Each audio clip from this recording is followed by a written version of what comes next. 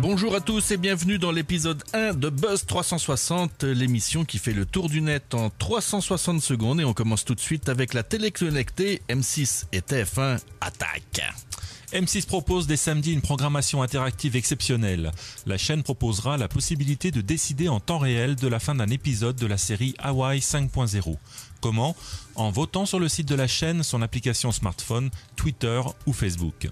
Réponse du berger à la bergère, TF1 proposera le même soir une expérience de TV connectée qui permettra aux internautes de contrôler virtuellement l'émission The Voice depuis leur ordinateur en contrôlant une caméra à 360 degrés sur le plateau via mytf1.fr et le navigateur Internet Explorer. Ça bouge la télé. Windows Live Messenger, apparemment, c'est la fin. Oui, vous pouvez sortir vos mouchoirs. Le logiciel de messagerie qui a bercé toute une génération sur Internet s'est éteint.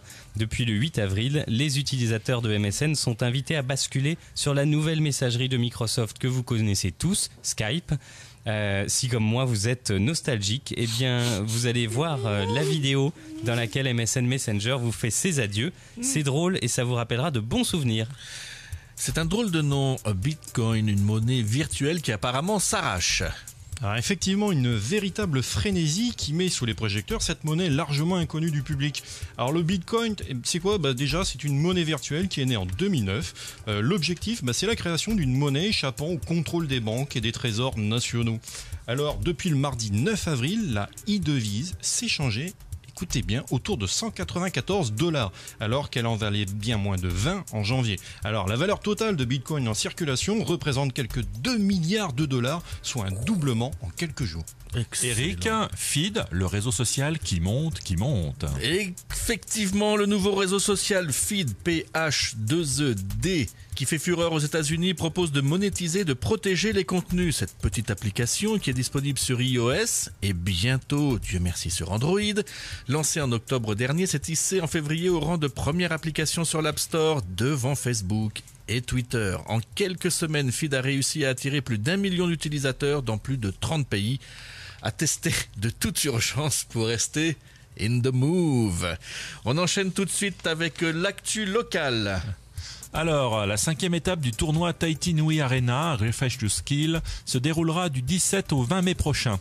Les préinscriptions viennent d'ouvrir. Au programme un tournoi League of Legends, des compétitions PC et des compétitions console. Fin des inscriptions le 14 avril pour League of Legends et le 5 mai pour les autres jeux.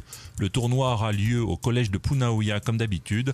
Attention, il n'y a que 120 places pour les PC Men. Bip bip bip, les Axels du numérique 2013 ont choisi leur lauréat. Absolument, il s'agit de l'association de l'économie numérique qui récompense chaque année 6 projets innovants et pas un de plus. Et en 2013, le prix spécial du jury est allé à Secab, une jeune start-up spécialisée dans l'Internet des objets.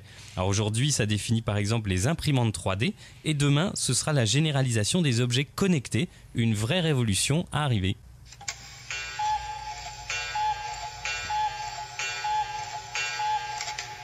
Il est beau mon coucou. C'était le milieu donc de 360, nous sommes à 180 et Karl nous parle de l'ACNID qui apparemment a décelé un petit mouchard. Effectivement, et si vous aviez un mouchard dans votre poche 24 heures sur 24, eh bien avec l'iPhone c'est possible. C'est la CNIL qui révèle cette information et qui démontre que votre iPhone envoie des dizaines voire des centaines d'informations par jour. Géolocalisation, identifiant, carnet d'adresses et j'en passe. Des pratiques jugées bien trop envahissantes par la CNIL qui appellent à la mobilisation de tous. Alors, si vous ne voulez plus être tracé comme une bête, vous savez ce qu'il vous reste à faire. Manu, un USB à fond la caisse. Oui, direction Pékin où se tient cette semaine l'Intel Developers Forum.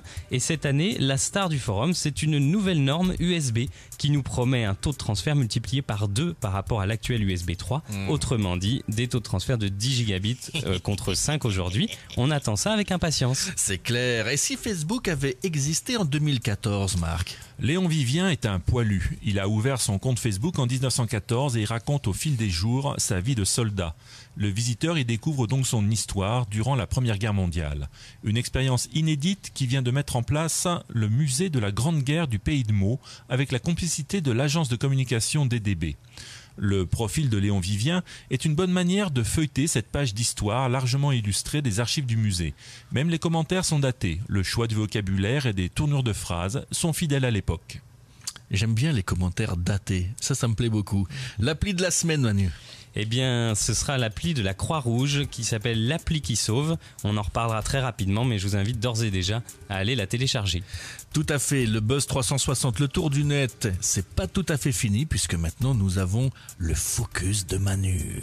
Et aujourd'hui, une arnaque du net. Si vous avez besoin d'argent autour de cette table, je pense que ça va... Oui, bien sûr. Il va falloir vous méfier. Oui. L'arnaque d'aujourd'hui, c'est une proposition de prêt d'argent qui se diffuse massivement sur Facebook par message privé dans votre boîte directement ou dans les groupes auxquels vous appartenez. C'est donc un message d'un inconnu qui vous dit qu'il est très content parce que toutes les banques refusaient de lui prêter de l'argent et que là, évidemment, un inconnu, un monsieur dont le nom change selon les messages, lui a prêté des sommes allant de 1000 jusqu'à 1 million d'euros quand même. Et il ajoute que si vous aussi vous avez besoin d'argent, il ne faut surtout pas hésiter à le contacter. Il vous donne son mail. Alors écoute, on t'écoute. Quelle est son adresse email? Donc, si vous le recevez, le conseil du jour, c'est supprimez-le avant même d'être tenté. Car croyez-moi, si vous étiez déjà en situation difficile, après vous êtes fait arnaquer, vous serez carrément ruiné. Buzz 360, c'est terminé. Vous pouvez retrouver l'ensemble des liens sur notre site www.net.pf. À la semaine prochaine. J'aime bien. À la semaine prochaine. Bah voilà, un peu. Faut un peu de réaction. On attendait là. voir qui allait sortir la buzzer sur modération. Mais c'est pas fini. À buzzer avec modération. Sans modération.